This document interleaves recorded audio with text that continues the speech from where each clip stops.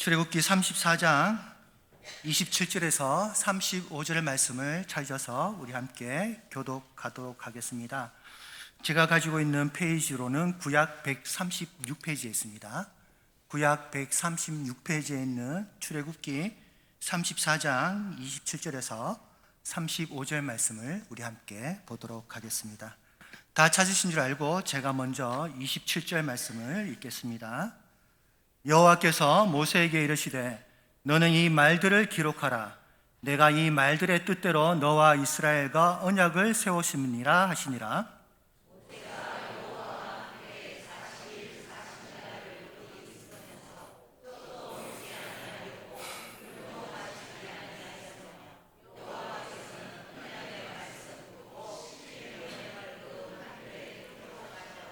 모세가 그 증거의 두 판을 모세의 손에 들고 시내산에서 내려오니 그 산에서 내려올 때에 모세는 자기가 여호와와 말하였으므로 말미암아 얼굴 피부에 강체가 나나 깨닫지 못하였더라.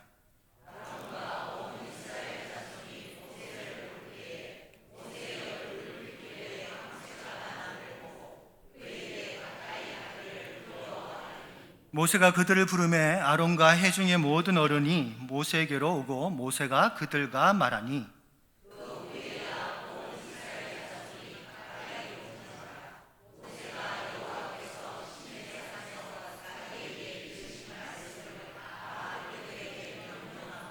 모세가 그들에게 말하기를 마치고 수건으로 자기 얼굴을 가렸더라.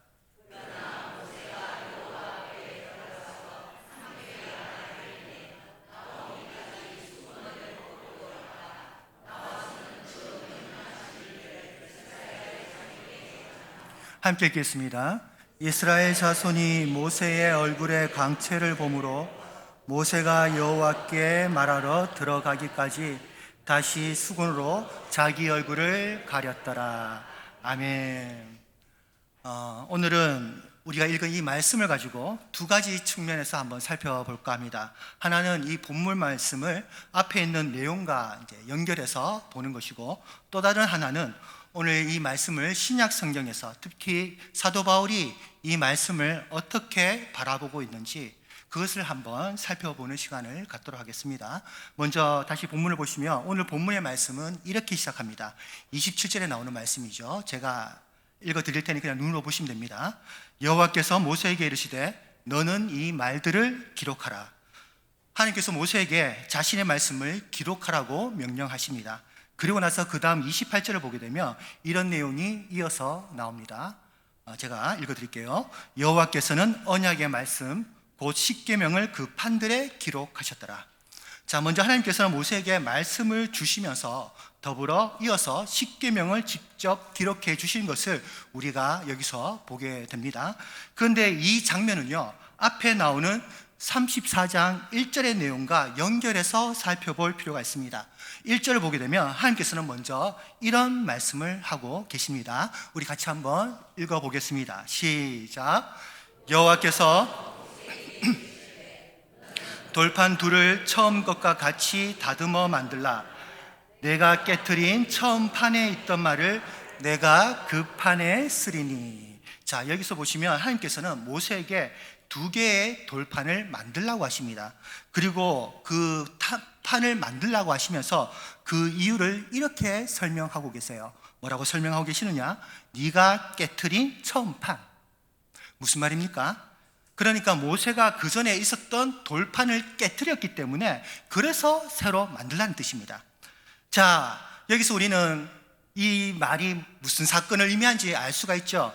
모세가 돌판을 깨트린 에피소드는 너무나도 유명한 사건입니다. 지난주에 우리가 32장을 통해서 잠깐 살펴봤지만 32장을 보면 모세가 시내산에서 하나님이 직접 새겨주신 십계명을 받고서는 시내산에서 내려오게 됩니다. 그런데 그 전에 이스라엘 백성들이 이러한 모세를 기다리지 못하고 자기들 마음대로 황금 송아지를 만들어버리죠. 그리고 그것을 만들고서는 백성들이 그 앞에서 제사를 드리고 심지어 먹고 뛰놀면서 망령된 행동을 저지른 것을 우리는 보게 됩니다. 이러한 모습을 목격한 모세가 그 자리에서 화가 나서 십계명 돌판을 던져 깨뜨리는 모습을 우리가 보게 되는 것이죠.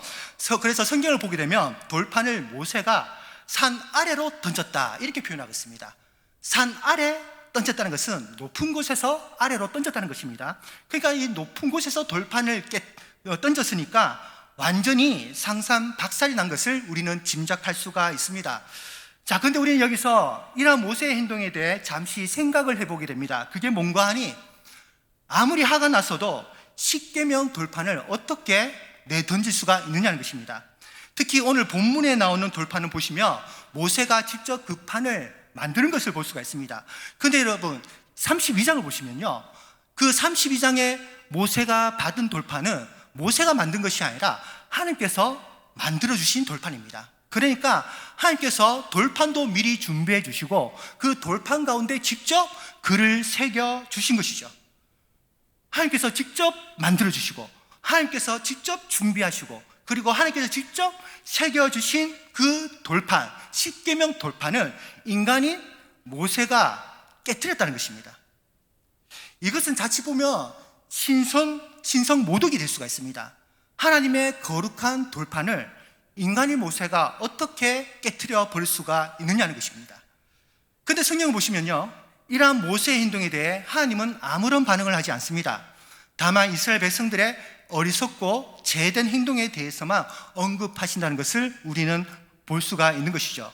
그래서 어떻게 보면요, 모세의 이러한 행동은 그저 감정적이고 돌발적인 행동이다 이렇게 단정 지을 수는 없고요, 오히려 이 모세의 행동을 통해서 하나님이 이 이스라엘의 제약된 행동에 대해서 어떤 마음과 어떤 생각을 갖고 계시는지를 그 모세를 통해 이입된 모습이라 우리는 그렇게 해석할 수가 있다는 것입니다. 어쨌든 여기서 중요한 것은 모세를 통해서 십계명 돌판이 깨졌다는 것입니다. 성도 여러분, 돌판이 깨졌다는 것은요, 단순히 돌판이 깨진 것이 아니라 바로 언약이 깨진 것과 같습니다.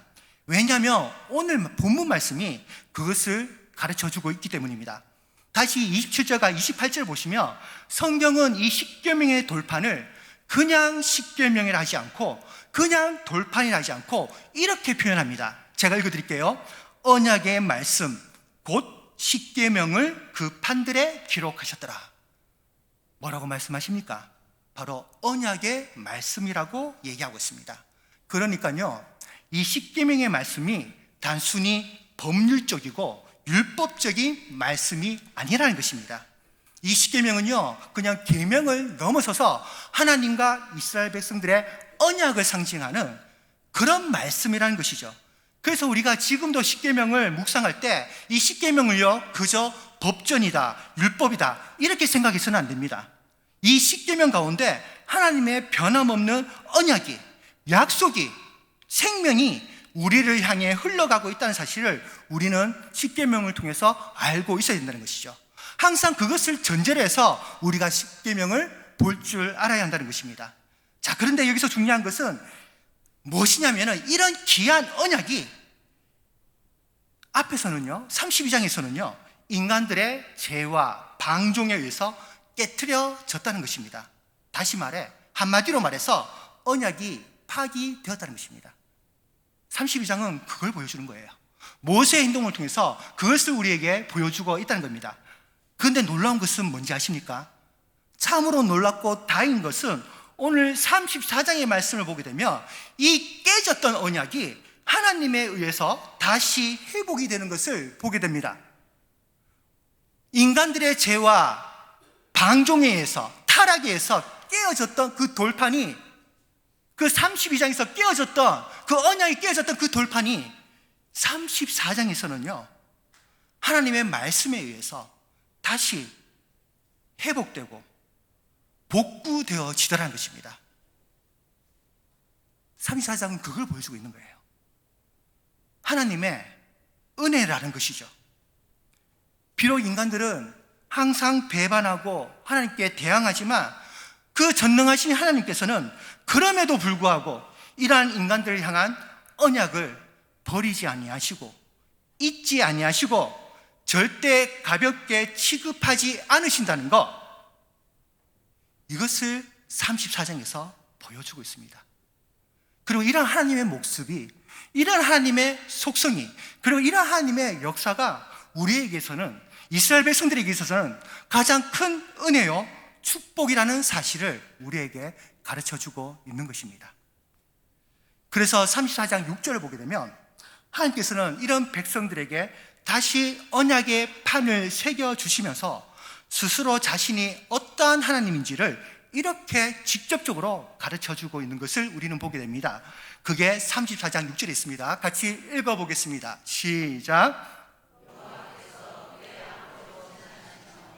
선포하시되 여호와라 여호와라 자비롭고 은혜롭고 노하기를 더디하고 인자와 진실이 많은 하나님이라.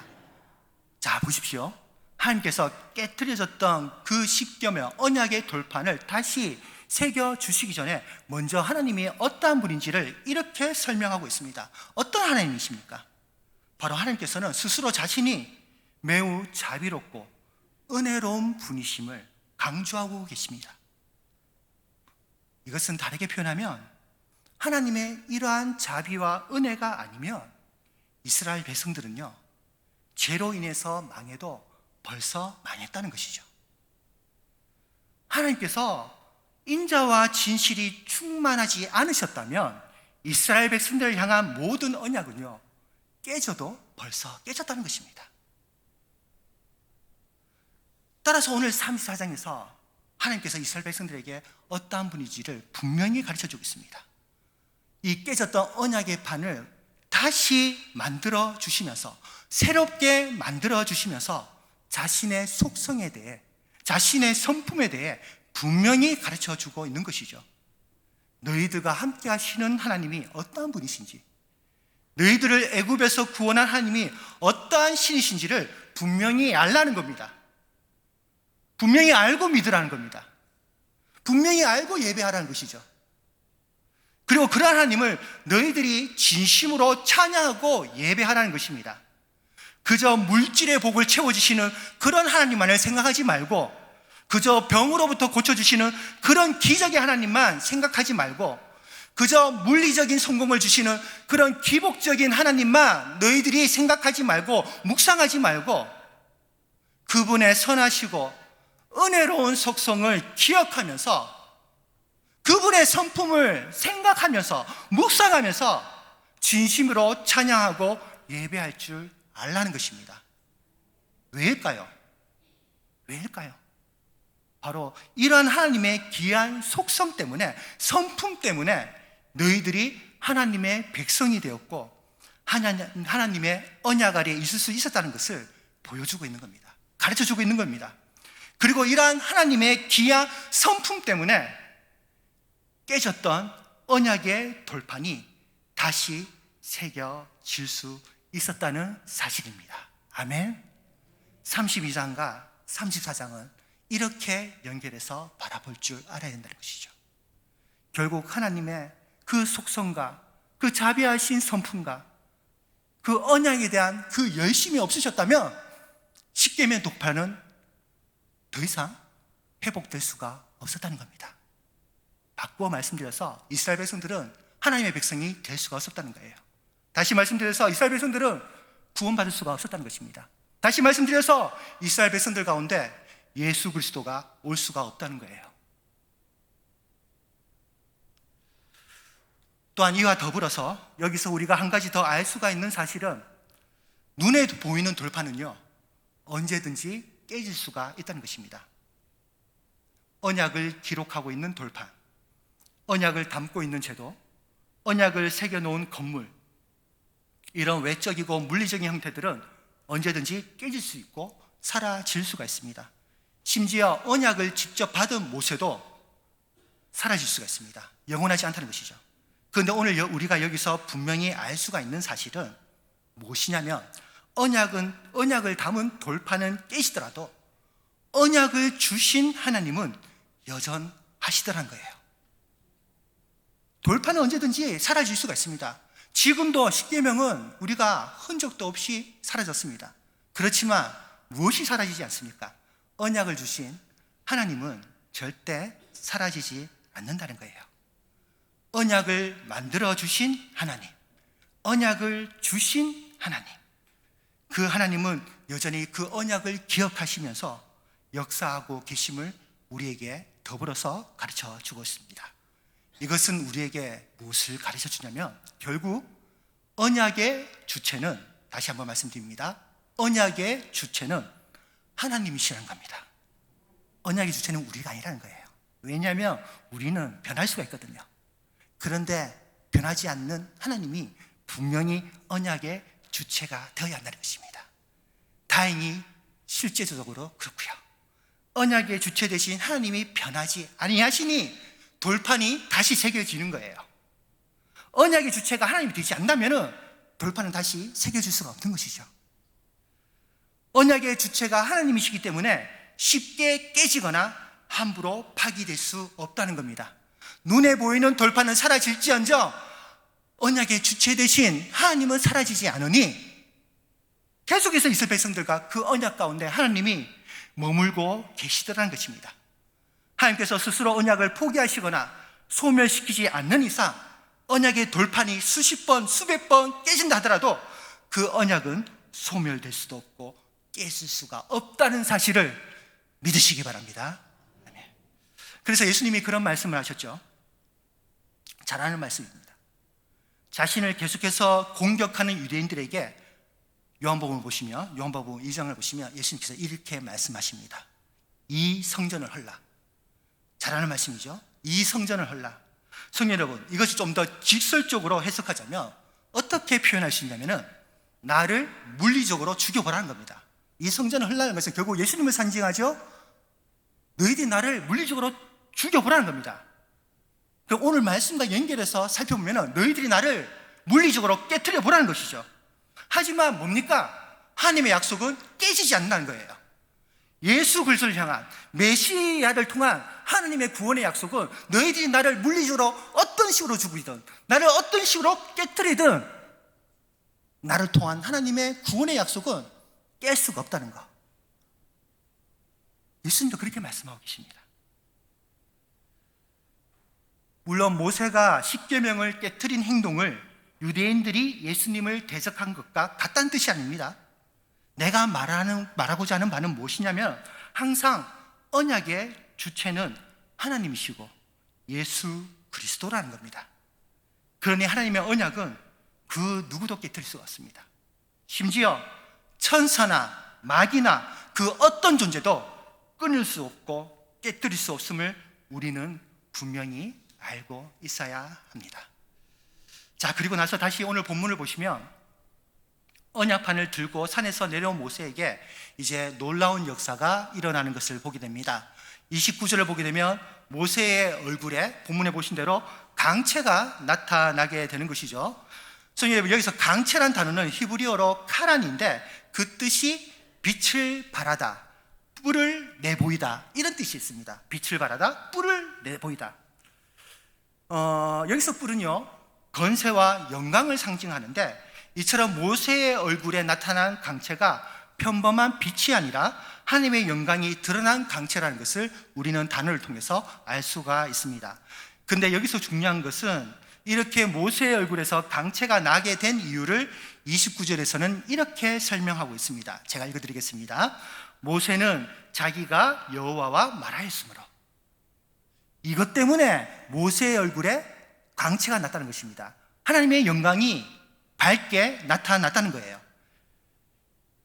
이것은 무슨 뜻입니까?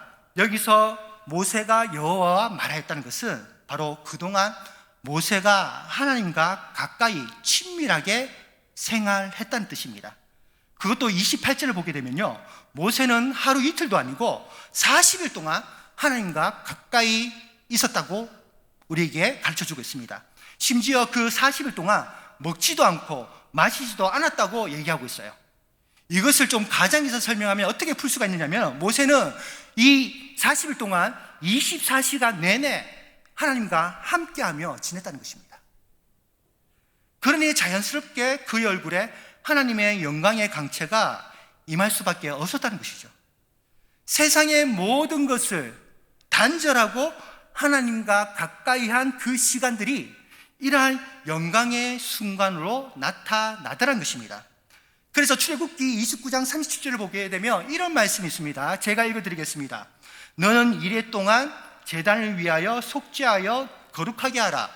그리하면 지극히 거룩한 제단이 되리니 제단에 접촉하는 모든 것이 거룩하리라. 이런 말이 있고요. 그리고 뒤에 보시면 30장 29절 보게 되면 또 이와 비슷한 말씀이 나옵니다. 제가 읽어드리겠습니다. 그것들을 지극히 거룩한 것으로 구별하라. 이것에 접촉하는 것은 모두 거룩하리라. 자, 보시면 어떠한 원리가 나타나냐면 거룩한 것, 특히 하나님의 임재가 나타나는 거룩한 성막 제단에 무언가가 닿으면 그 다음 것도 거룩하게 된다. 이런 원리입니다. 이 원리를 보시고 오늘 본문을 보시면 오늘 본문에서 우리는 이러한 사실을 명확하게 확인할 수가 있습니다. 가장 거룩하고 가장 깨끗한 존재이신 하나님께 모세가 그 어느 때보다 가깝고 친밀하게 지냈습니다. 그것도 40주 40야를 하나님과 함께, 거룩하신 하나님과 함께 그렇게 함께 살았다는 것이죠. 그러니까 그 결과가 어떤 결과가 일어납니까? 바로 모세 또한 그 하나님과 접촉한 그 모세 가운데 하나님의 영광의 빛이 나타나더라는 거예요.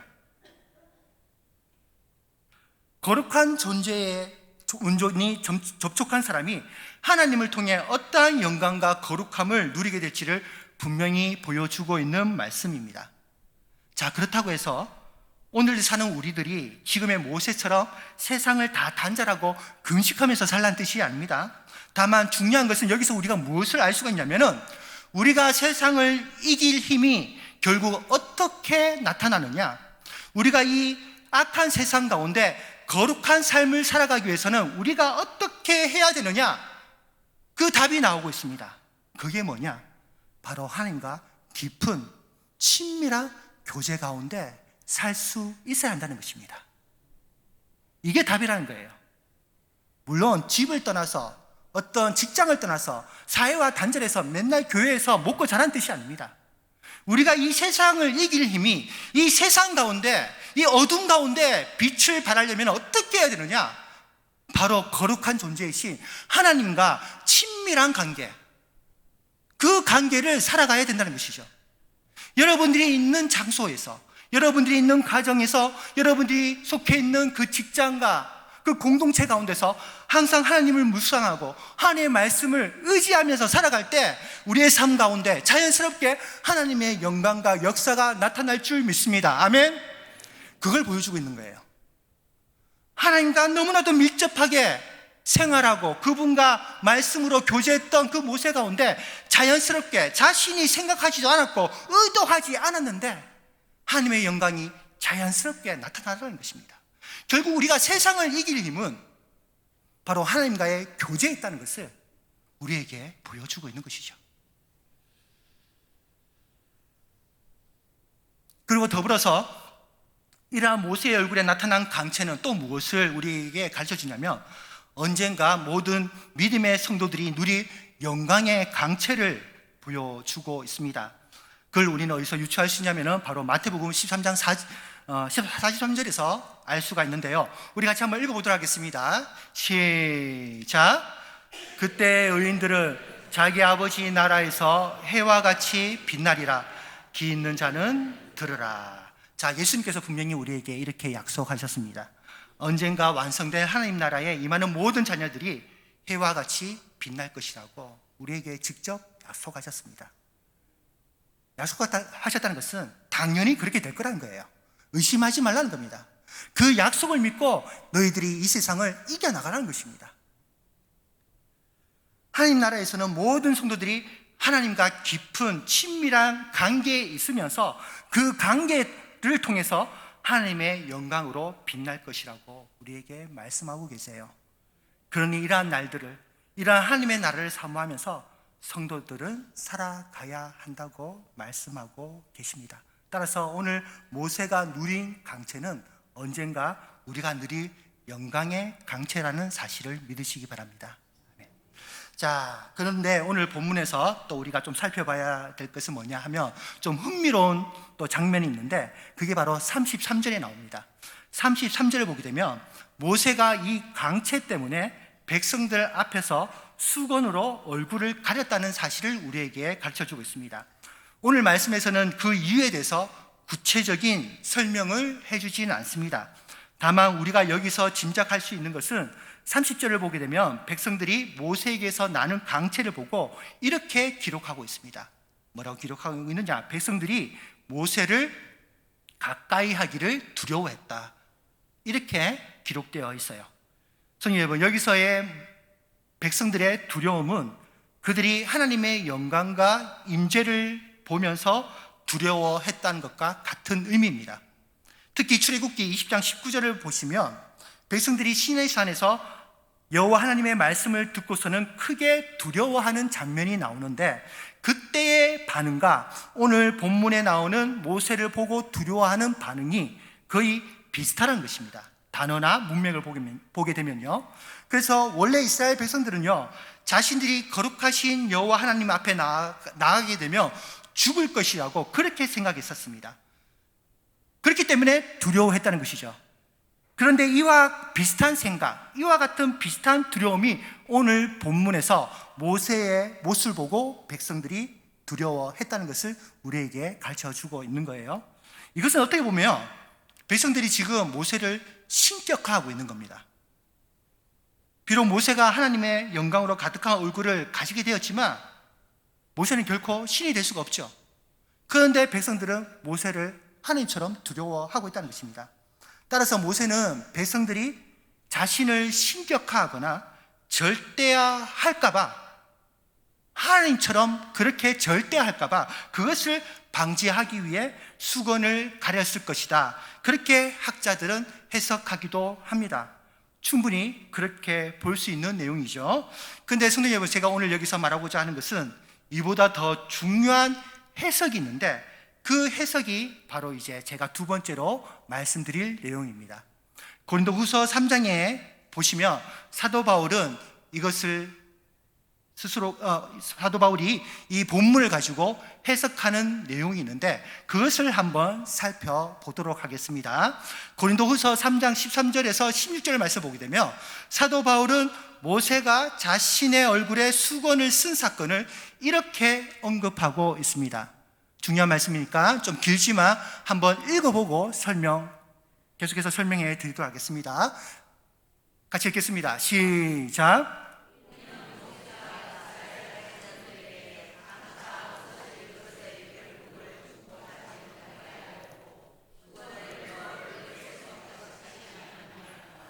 그러나 그들의 마음이 완고하여 오늘까지도 구약을 읽을 때에 그 수건이 벗겨지지 아니하고 있으니 그 수건은 그리스도 안에서 없어질 것이라. 오늘까지 모세의 글을 읽을 때에 수건이 그 마음을 덮었도다. 그러나 언제든지 주께로 돌아가면 그 수건이 벗겨지리라. 자, 여기서 먼저 사도 바울은요, 모세의 얼굴에 나타난 강체가 영원하지 않는 장차 없어질 강체라고 그렇게 설명하고 있습니다. 그러니까 그 강체가 일시적인 것이지 영속적이지 않다는 거예요. 그러면서 이 사건을 무엇으로 연결시키고 있느냐면 율법과 연결시키고 있습니다. 바로 모세의 얼굴의 강체가 영원하지 않은 것처럼 모세가 받은 율법의 영광 또한 영원하지 않다는 뜻이에요. 무슨 말인지 아시겠습니까? 모세의 얼굴의 강체가 영원하지 않은 것처럼 모세가 받은 율법의 영광 또한 영원하지 않다는 것을 우리에게 가르쳐주고 있습니다. 그리고 더불어서 바울은 모세의 얼굴을 가린 수건처럼 율법의 영광을 가린 수건이 있다고 말합니다. 여기서 수건이라는 것은 여러 가지 영적인 해석이 있는데 여러 가지 의미로 해석할 수가 있습니다. 그 중에 하나가 이 수건이라는 것은 영적인 눈이 어두워진 상태, 이렇게 해석하기도 하고요. 혹은 영적인 무지, 이것이 수건이다, 이렇게 해석하기도 합니다. 둘 다 맞다는 것이죠. 그리고 더 나아가서 여기서 수건은 율법과 말씀의 정신에서 벗어난 사상이나 사고, 이것을 뜻하기도 합니다. 이런 포괄적인 의미가 있다는 거예요. 그래서 예를 들어 복음서를 보게 되면 예수님은 복음에 반대하는 유대인들에게 이렇게 말씀하고 있습니다. 아주 유명한 말씀이죠. 같이 읽어보겠습니다. 마가복음 7장 8절 같이 읽겠습니다. 시작. 너희가 하나님의 계명은 버리고 사람의 전통을 지키느니라. 무슨 뜻입니까? 유대인들이요, 구약과 율법의 정신은 뒤로 하고 사람들의 전통을 따르려는 생각들이 결국 말씀의 영광을 가리고 있다, 이렇게 가르치고 계시는 것입니다. 그들의 인간적인 생각, 인간적인 사고, 율법의 정신을 외면하는 그러한 태도와 모습들이 바로 모세의 얼굴을 가린 수건과도 같다는 것입니다. 그래서 사도 바울도 그렇고요, 예수님도 그렇고요, 그러면 그 수건이 언제 벗겨지느냐?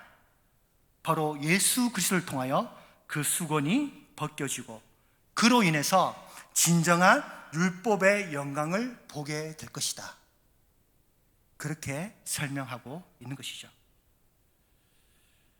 그래서 말하고 있는 겁니다. 언제든지 주께로 돌아가면 그 수건이 벗겨지리라. 예수 그리스도를 통해서 율법의 영광이 드러난다는 겁니다. 율법의 정신이 예수 그리스도를 통해서 완성된다는 거예요. 그동안 너희들의 잘못된 생각과 욕심과 욕망과 교만과 그런 인간적인 사상들이 가려놓은 그 율법의 정신이 예수님의 복음을 통해서 확실히 드러날 것이다, 이렇게 가르쳐 주고 있는 것입니다. 그래서 예수님께서도 친히 이렇게 말씀하시죠. 마태복음 5장 17절입니다. 제가 읽어드리겠습니다. 내가 율법이나 선지자를 폐하러 온 줄로 생각하지 말라. 폐하러 온 것이 아니요 완전하게 하려 하심이라. 자, 율법을 완전하러 오신다는 게 무슨 뜻입니까? 모세의 얼굴을 가렸던 그 수건을 예수님이 직접 벗기시겠다는 겁니다. 수건으로 가려진 그 율법의 영광을, 율법의 비밀을 예수님이 분명히 드러내시겠다는 거예요. 그게 바로 완전하게 하시겠다는 뜻입니다. 그래서 따라서 구약을 대표로 하는 모세를 통해 드러난 영광의 강체는 영원하지 않았지만 신약을 대표로 하는 예수 그리스도를 통해 그분을 통해서 나타나는 영광은 영원하다는 것을 우리에게 가르쳐 주고 있습니다. 자, 그리고 나서 그 다음 34절을 보게 되면 모세는 하나님과 대면을 할 때는 또 수건을 벗었다, 이렇게 얘기하고 있습니다. 이스라엘 백성들 앞에서는 수건으로 얼굴을 가렸지만 하나님을 대면할 때는 수건을 벗었다, 이렇게 기록하고 있어요. 이 내용 또한 고린도후서 3장 18절을 보게 되면 사도 바울은 이렇게 설명하고 있습니다. 제가 읽어드리겠습니다. 우리가 다 수건을 벗은 얼굴로 거울을 보는 것 같이 주의 영광을 보매 그와 같은 형상으로 변화하여 영광에서 영광에 이르니 곧 주의 영으로 말미암음이니라. 아멘. 이 내용은 결국 우리 또한 모세와 마찬가지로 하나님의 영광을 분명히 볼 수 있음을 가르쳐 주고 있습니다. 다시 말해 예수 그리스도의 말씀과 그분의 복음과 그분의 사역을 온전히 받아들이는 자들만이, 온전히 믿는 자들만이, 온전히 확신하는 자들만이 성령 안에서 수건으로 감춰진 구약의 영광과 비밀과 기쁨을 온전히 발견하게 될 것이라는 뜻입니다. 그리고 이어서 고린도후서 4장을 보게 되면 사도 바울은 우리가 구체적으로 맞이하게 될 하나님의 영광을 이렇게 소개합니다. 우리 마지막으로 고린도후서 4장 3절과 4장 6절만 읽고 말씀을 마치도록 하겠습니다. 자, 고린도후서 4장 3절을 먼저 읽어보도록 하겠습니다. 시작. 만일 우리의 복음이 가리었으며 망하는 자들에게 가려진 것이다. 자, 이어서 4장 6절 읽겠습니다. 시작. 어두운 데에 빛이 빛이라 말씀하셨던 그 하나님께서 예수 그리스도의 얼굴에 있는 하나님의 영광을 아는 빛을 우리 마음에 비추셨느니라. 아멘. 결국 예수 그리스도께서 우리의 구원자, 우리의 메시아, 우리의 영원한 주인이신 예수 그리스도께서 복음을 통해 구약과 율법의 수건을 거두어 주셨으니 우리는 언제든지 예수 안에서, 그분의 복음 안에서 하나님의 영광의 빛을 마주 볼 수 있음을 사도 바울은 가르쳐 주고 있다는 사실입니다. 다시 성도 여러분, 이러한 빛과 영광을 말씀을 통해, 예배를 통해 발견하시는 여러분들이 되시기를 바랍니다. 우리는 이스라엘 백성들처럼요, 이런저런 제약된 행동과 모습으로 하나님의 말씀과 언약을 깨트리기도 하고 거역하기도 하지만, 우리를 사랑하시는 하나님의 자비와 인자하심은 항상 그 언약과 말씀을 통해, 예수 그리스도의 복음을 통해 여전히 우리를 향해 비추고 계심을 잊지 마시기 바랍니다. 이러한 사실을요, 오늘 구약에서는 새로운 돌판을 통해 보여주셨다면, 신약에서는요, 예수 그리스도의 복음을 통해서 온전히 새겨주셨음을 믿으시기 바랍니다. 이러한 축복을 온전히 누리시고 확신하시고, 그로 말미암아 어디에 계시든 하나님과 더욱더 친밀한 교제를 하시는 저와 여러분들 다 되시기를 주님의 이름으로 축복합니다. 기도하겠습니다. 우리의 영원한 언약이 되시는 하나님 아버지, 주님의 그 자비하심과 인자하심이 우리를 향한 언약을 영원하게 만드시고 지속시켜 나가심을 우리는 믿습니다. 아무런 공로 없는 우리들이고 늘 배신하는 우리들이지만, 지금부터 영원까지 주님의 그 크신 인자와 진실을 주님, 불쌍한 우리들에게, 부족한 우리들에게 베풀어 주시옵소서. 무엇보다 예수 그리스도를 통하여 우리에게 약속하신 하나님의 놀랍고 그 비밀스러운 그 영광을 우리에게 나타내어 주시사, 이러한 은혜가 우리에게 가장 큰 복이요 기쁨이라는 사실을 깊이 깨달아 알게 하여 주시옵소서. 그저 겉으로 보기에는 무척 단조롭고 다람쥐 쳇바퀴 도는 것처럼 보이는 이 수요 예배라 할지라도, 우리의 눈에 덮여진 그 인간적인 시선과 판단의 수건을 걷어내 주시고, 세상이 뭐라 판단하고 생각하든 이 예배의 자리가 세상이 줄 수 없는 복된 자리고 영광의 자리며, 또한 감사의 자리라는 사실을 날마다 기억하며 고백하는 모든 성도들이 다 되게 하여 주시옵소서. 그러므로 말미암아 우리 귀한 우리 성도님들 한 사람 한 사람 어디에 있든지 그들이 있는 그곳에서 하나님과 깊은 교제와 교통 속에서 살아가는 성도들이 다 되게 하여 주시옵시고, 그 교제와 그 교통 가운데 모든 어려움과 모든 시험을 이겨내는 믿음의 성도들 다 될 수 있도록 주님 축복하여 주시옵소서. 거룩하신 예수 그리스도 이름으로 기도드립니다. 아멘.